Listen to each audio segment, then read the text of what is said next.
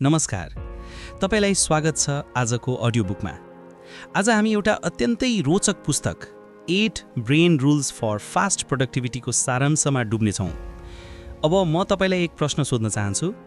तपाईलाई कस्तो लाग्छ, हामी सबै मानिसहरूको सबैभन्दा ठूलो सम्पत्ति के हो? पैसा, समय कि त पद प्रतिष्ठा? साँचो जवाफ हो हाम्रो दिमाग। हामीलाई सोच्ने, बुझ्ने, योजना बनाउन र सपना पूरा गर्न मद्दत गर्ने यही दिमाग हो। तर विडम्बना त के छ भने हामी मध्ये धेरैले आफ्नो दिमाग कसरी काम गर्छ भन्ने कुरा बुझ्ने चेष्टा नै गर्दैनौँ। हामी कम्प्युटर, मोबाइल वा कुनै नयाँ एप प्रयोग गर्दा पनि युजर म्यानुअल हेर्छौँ, तर जब दिमागको कुरा आउँछ जसले हाम्रो सम्पूर्ण जीवनले चलाइरहेको छ, हामीसँग कुनै म्यानुअल हुँदैन। त्यही कारणले गर्दा धेरै मानिसहरू थाकेको महसुस गर्छन्, ध्यान भङ्ग हुन्छ, पढाइमा वा काममा फोकस गर्न सक्दैनन् अनि समय व्यर्थ गइरहेको जस्तो लाग्छ। यसै अवस्थाबाट बाहिर निकाल्न डाक्टर जन मेडिनाले एउटा अद्भुत पुस्तक लेखेका छन्, ब्रेन रुल्स। यस पुस्तकमा उनले 8वटा त्यस्ता नियमबारे कुरा गरेका छन् जुन नियमलाई हामीले आफ्नो दैनिक जीवनमा उतार्न सक्यौँ भने हाम्रो दिमागलाई सुपर कम्प्युटर जस्तै चलाउन सकिन्छ। यो पुस्तक जटिल वैज्ञानिक भाषा भन्दा पनि सजिलो, व्यावहारिक र रमाइलो ढङ्गले लेखिएको छ, जसले गर्दा हरेक उमेरका मानिसले बुझ्न सक्छन्। तपाईले यो अडियो बुक सुनिरहनु भएको छ भने म तपाईलाई वाचा गर्छु अर्को 1 घण्टाभित्र तपाईले आफ्नो दिमागबारे नयाँ नजरिया पाउनुहुनेछ।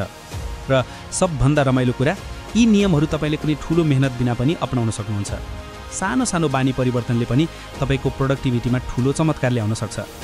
अब सोच्नुहोस् त, के तपाईले कहिले यस्तो अनुभव गर्नुभएको छ? किताब पढ्दा त तत्काल बुझे जस्तो लाग्छ, तर भोलिपल्ट सबै कुरा बिर्सिन्छ। कार्यालय वा पढाइमा ध्यान दिनुपर्ने बेला मोबाइल, मेसेज वा सामाजिक सञ्जालले बारम्बार ध्यान भङ्ग गर्छ। कतिपय दिन त उठ्ने बित्तिकै नै थकाइ लागेको जस्तो हुन्छ, दिमाग बोजिलो महसुस गर्छ। यी सबै समस्या सामान्य हो, तर समाधान पनि उत्तिकै सरल छ। यही समाधान दिनेछन् यी 8 ब्रेन रुल्स। यस अडियो बुकमा हामी प्रत्येक नियमलाई विस्तारमा बुझ्नेछौँ। तर नियम भन्ने शब्दले तपाईँलाई डराउनु पर्दैन। यी कुनै क्लासरुमको कठिन फर्मुला होइनन्, यी त दिमागका लागि सरल टिप्स हुन् जुन तपाईँले आफ्नै जीवनमा लागू गरेर तुरुन्तै फरक देख्न सक्नुहुन्छ। तपाईँ तयार हुनुहुन्छ? अब सुरु गरौँ पहिलो नियमबाट, दिमागलाई सबभन्दा शक्तिशाली बनाउन सक्ने एउटा आधारभूत कुरा जुन धेरैले बेवास्ता गर्छन्, त्यो हो निद्रा। निद्राबारे हामी सामान्यतया सोच्ने गर्छौँ जति कम सुत्यो उति समय बच्यो, तर वास्तवमा जति राम्रोसँग सुत्छौँ उति दिमाग छिटो, तेज र क्रिएटिभ हुन्छ। हाम्रो दिमागका लागि निद्रा भनेको रिसेट बटन हो। अब आउनुहोस् विस्तृत रूपमा बुझौँ किन निद्रा हाम्रो दिमागको पहिलो नियम हो र यसले प्रोडक्टिभिटीमा कसरी चमत्कार गर्छ। नियम 1, निद्रा। अब सुरु गरौँ पहिलो नियमबाट, निद्रा। हामीमध्ये धेरैले सोच्ने गर्छौँ अधिक सफल बन्ने हो भने कम सुत्नुपर्छ, रातभर पढ्नुपर्छ अथवा काम गर्नुपर्छ। सायद तपाईँले पनि कहिले यस्तो सुन्नुभएको छ, सफल मानिसहरू कम सुत्छन्। तर सत्य के हो भने कम सुत्ने मानिसहरू कहिल्यै आफ्नो दिमागको पूर्ण शक्ति प्रयोग गर्न सक्दैनन्। निद्रा भनेको दिमागका लागि कम्प्युटरको रिसेट बटन हो। जसरी कम्प्युटर लामो समय चल्दा ह्याङ हुन्छ र रिस्टार्ट नगरी काम गर्दैन, त्यसरी नै हाम्रो दिमाग पनि पर्याप्त निद्रा बिना ह्याङ हुन थाल्छ। थकाइ, रिस, असावधानी, बिर्सिने बानी यी सबै एक कारणले जोडिएका छन् र त्यो कारण हो निद्राको कमी। अब एक उदाहरण सोचौँ। एउटा विद्यार्थी परीक्षा तयारी गर्दैछ। उसले भोलिपल्ट परीक्षा छ, त्यसैले रातभर जागरण बस्छ। उसले धेरै कुरा पढ्छ, तर बिहान परीक्षा दिन जाँदा दिमाग खाली, पढेको कुरा यादै रहँदैन। किन? कारण निद्राले दिमागमा सेभ गर्ने बटन जस्तै काम गर्छ। तपाईले जानकारी पढ्नुभयो भने त्यो अस्थायी रूपमा दिमागमा बस्छ, तर निद्राको बेला मात्रै त्यो स्थायी भण्डारण हुन्छ। यसैले पर्याप्त निद्रा बिना तपाईको मेहनत व्यर्थ जान्छ। वैज्ञानिकहरूले गरेको अनुसन्धानले देखाएको छ कि 7 देखि 8 घण्टासम्मको गहिरो निद्रा हाम्रो दिमागका लागि अनिवार्य छ। यसैले तपाईले यदि प्रोडक्टिभ हुन चाहनुहुन्छ भने पहिलो काम आफ्नो निद्रालाई प्राथमिकता दिनुहोस्। अब प्रश्न आउँछ, निद्रालाई कसरी गुणस्तरीय बनाउने त? यहाँ केही सामान्य तर अत्यन्त प्रभावकारी तरिका छन्। पहिलो, सुत्ने समय र उठ्ने समय निश्चित राख्नुहोस्। दिमागलाई रुटिन मन पर्छ। तपाईं दैनिक एउटै समयमा सुतेर एउटै समयमा उठ्नुभयो भने शरीर आफै त्यस तालमा बन्छ। दोस्रो, सुत्ने अघि मोबाइल वा ल्यापटपको स्क्रिन हेर्नु बन्द गर्नुहोस्।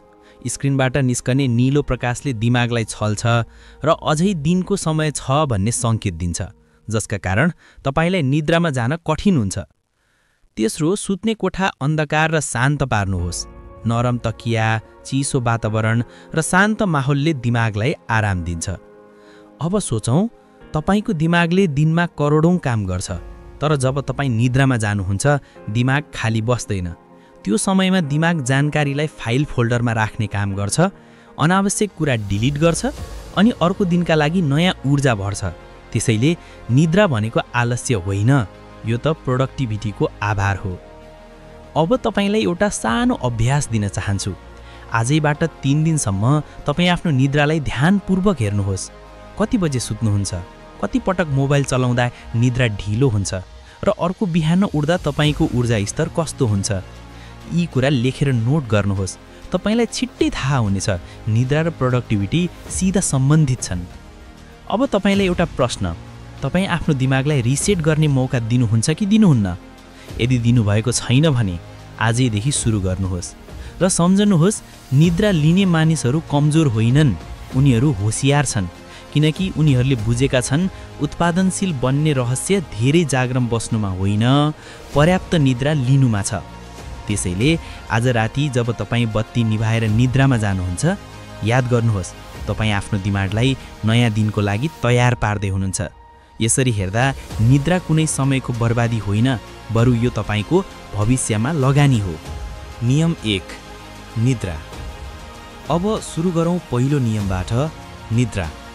हामीमध्ये धेरैले सोच्ने गर्छौँ अधिक सफल बन्ने हो भने कम सुत्नुपर्छ, रातभर पढ्नुपर्छ अथवा काम गर्नुपर्छ। सायद तपाईले पनि कहिले यस्तो सुन्नुभएको छ, सफल मानिसहरू कम सुत्छन्। तर सत्य के हो भने कम सुत्ने मानिसहरू कहिल्यै आफ्नो दिमागको पूर्ण शक्ति प्रयोग गर्न सक्दैनन्। निद्रा भनेको दिमागका लागि कम्प्युटरको रिसेट बटन हो।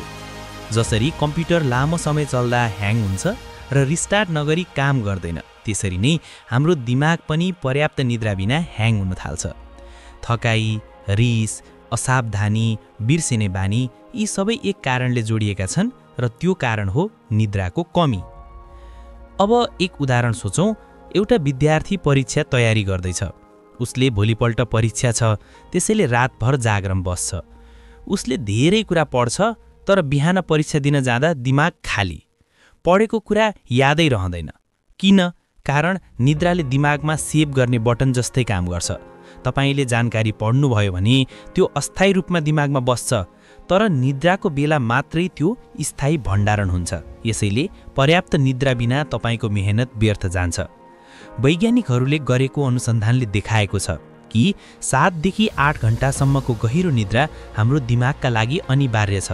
त्यसैले तपाईले यदि प्रोडक्टिभ हुन चाहनुहुन्छ भने पहिलो काम आफ्नो निद्रालाई प्राथमिकता दिनुहोस्।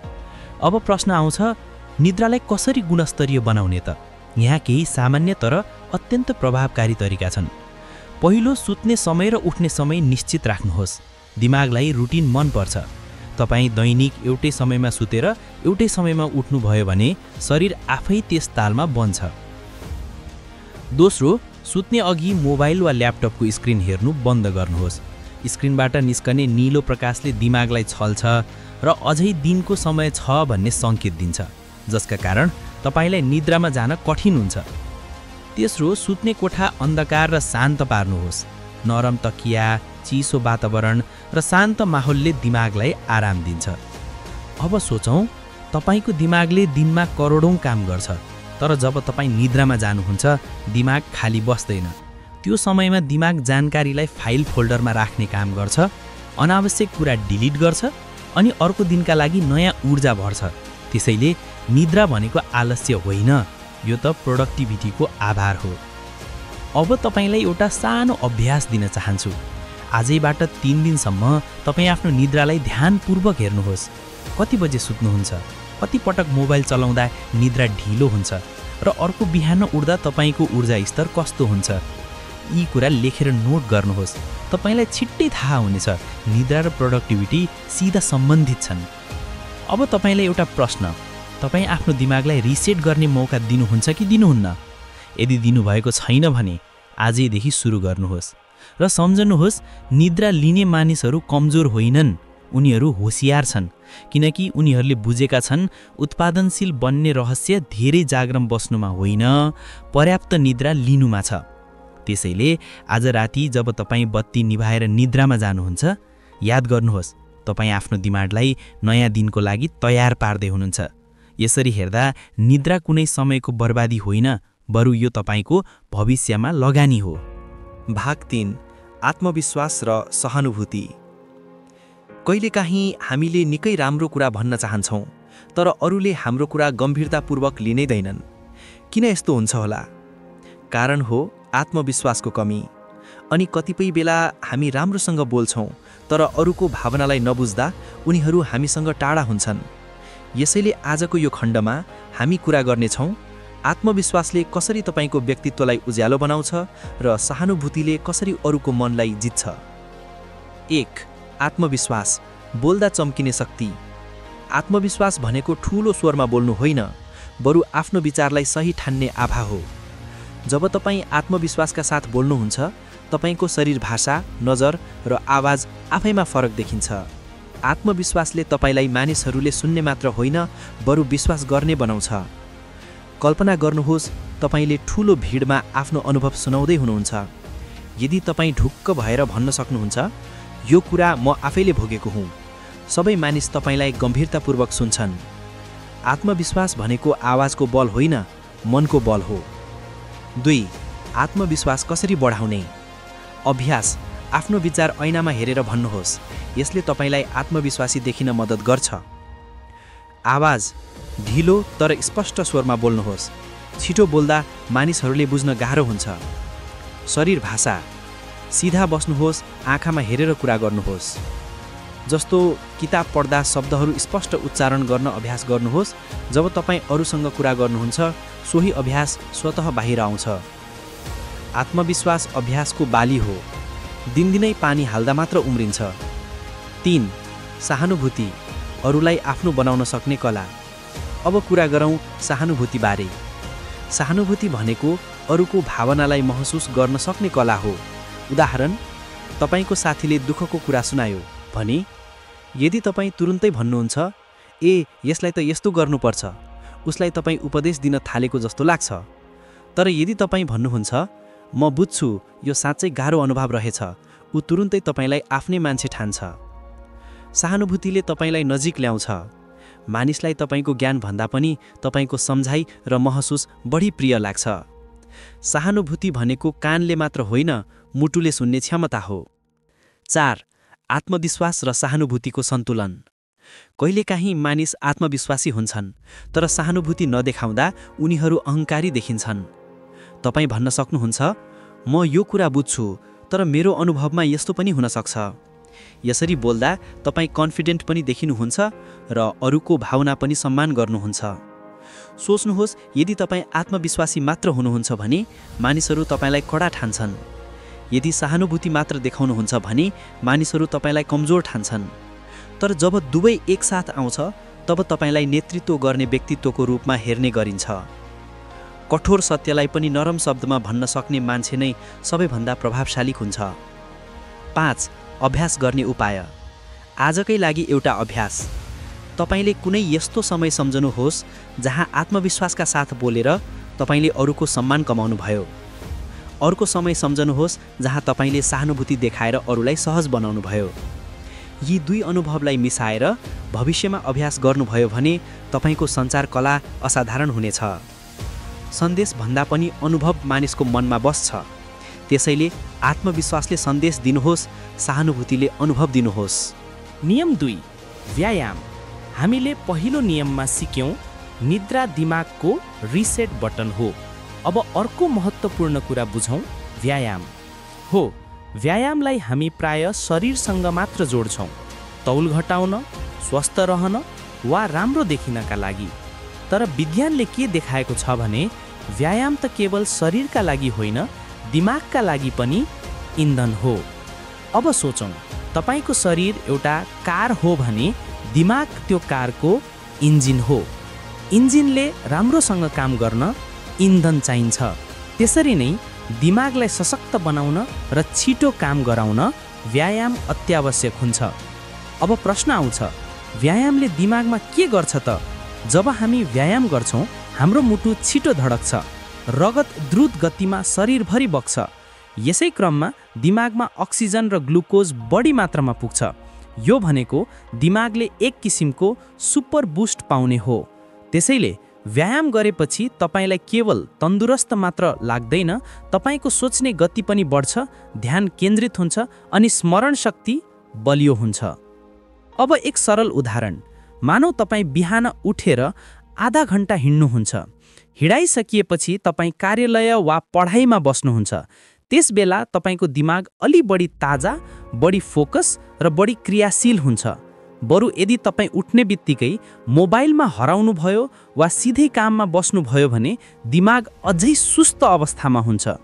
विज्ञानले के भन्छ भने दैनिक 30 मिनेटको मध्यम व्यायाम जस्तै छिटो हिँडाइ, दौड, योग वा साइक्लिङ दिमागको लागि जादु जस्तै हुन्छ।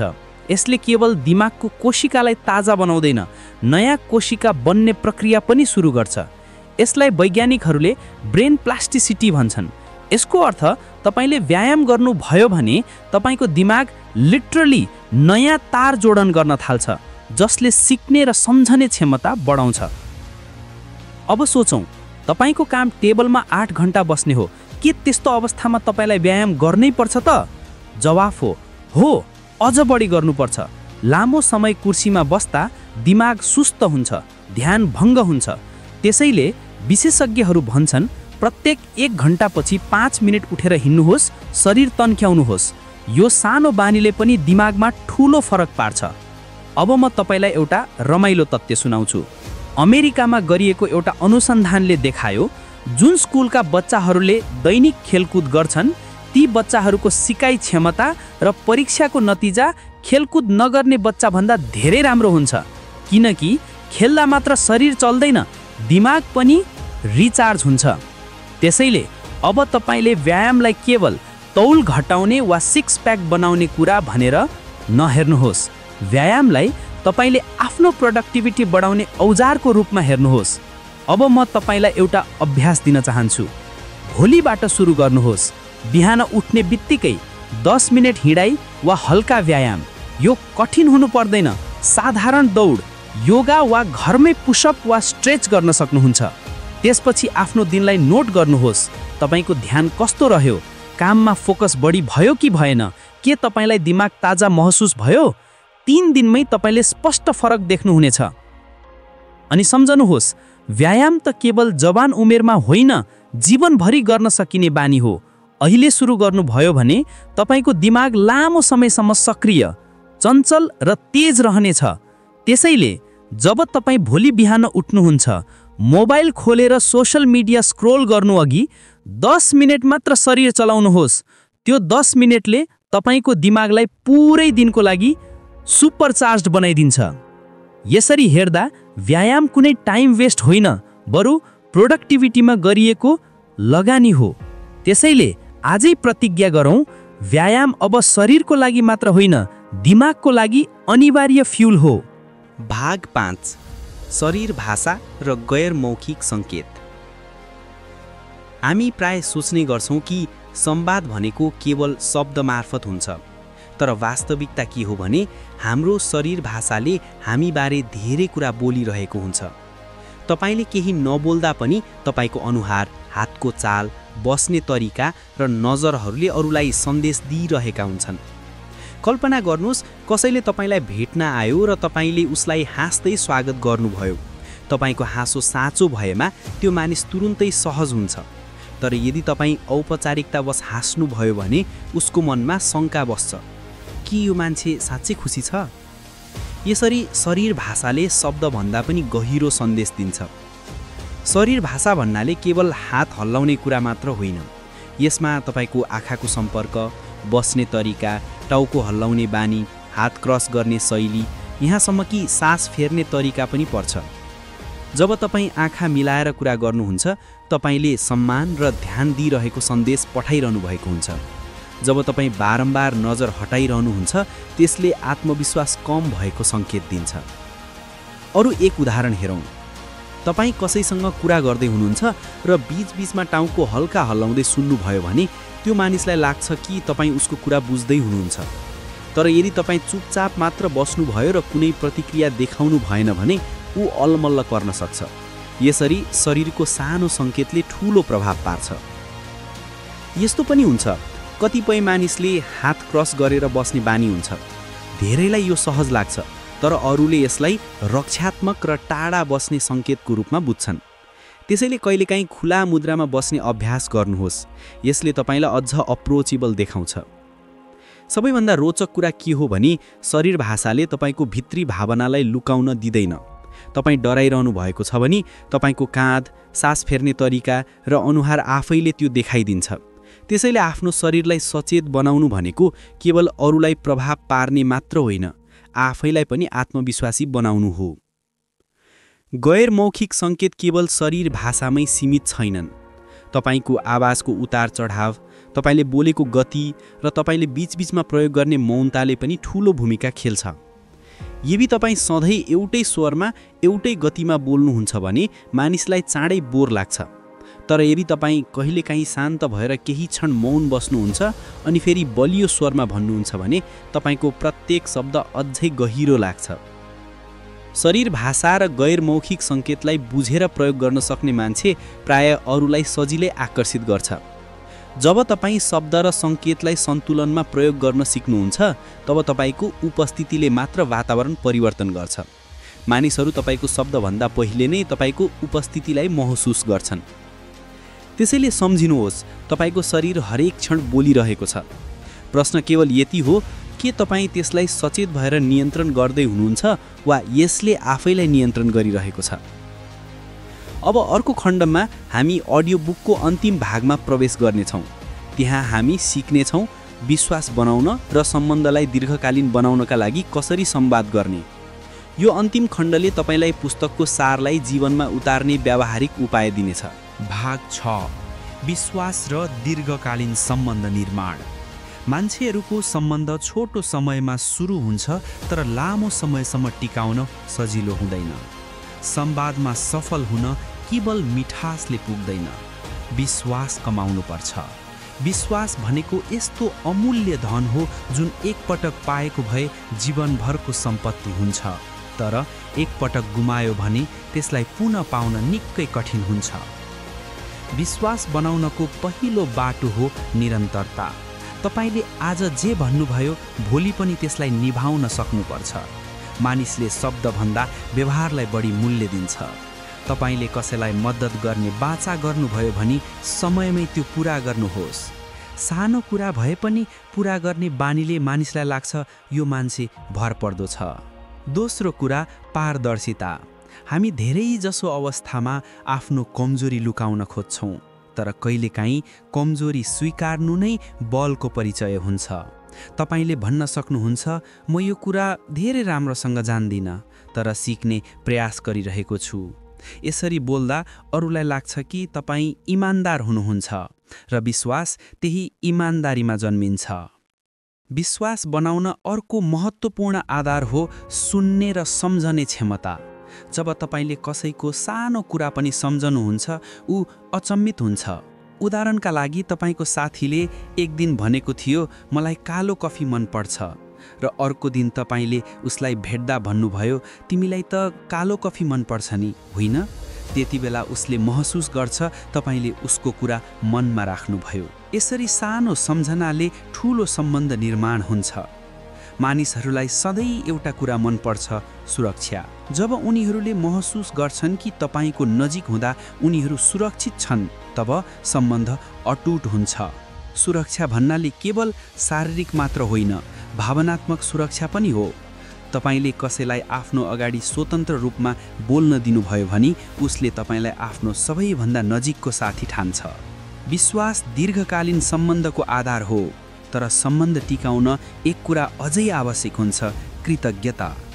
हामी धेरै पटक अरूले गरेका कामलाई स्वाभाविक ठान्छौँ, तर यदि तपाईँले सानो धन्यवाद भन्न सक्नुभयो भने त्यो सम्बन्धमा मिठास थपिन्छ।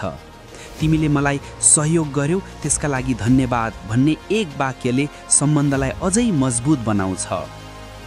यसरी जब तपाईँले आत्मविश्वास, सहानुभूति, सुन्ने कला, मौनको जादु, शरीर भाषा र विश्वासलाई जीवनमा उतार्नुभयो भने तपाईँको संवाद शक्ति अद्वितीय हुन्छ। तपाईँलाई मात्र मानिसहरूले सुन्ने होइन, सम्झने र सम्मान गर्ने गर्छन्। अन्ततः संवाद भनेको केवल शब्दहरूको आदान प्रदान होइन, यो भनेको आत्माको आत्मासँग भेटघाट हो। तपाईँले कसैसँग कुरा गर्दा यदि उसको मनमा सहजता, सम्मान र विश्वास पैदा गर्न सक्नुहुन्छ भने त्यही नै सफल संवाद हो। यसरी हामीले सिक्यौँ कसरी बोल्ने मात्र होइन, कसरी सुन्ने, महसुस गर्ने र दीर्घकालीन सम्बन्ध निर्माण गर्ने भन्ने कुरा। अब तपाईँसँग केवल ज्ञान मात्र छैन, अभ्यास गर्ने जिम्मेवारी पनि छ। प्रत्येक दिन थोरै अभ्यास गर्नुहोस्, साना साना कुरा परिवर्तन गर्नुहोस् अनि विश्वास गर्नुहोस् तपाईँ असाधारण संवादक बन्नुहुनेछ। तपाईँलाई भिडियो मन पर्यो भने लाइक, शेयर र सब्स्क्राइब गरेर सहयोग पुर्याउनुहोला। अनि यो पुस्तक कसलाई सुन्दा ठिक हुन्छ भनेर लाग्छ उनलाई पनि शेयर गर्नुहोला। धन्यवाद।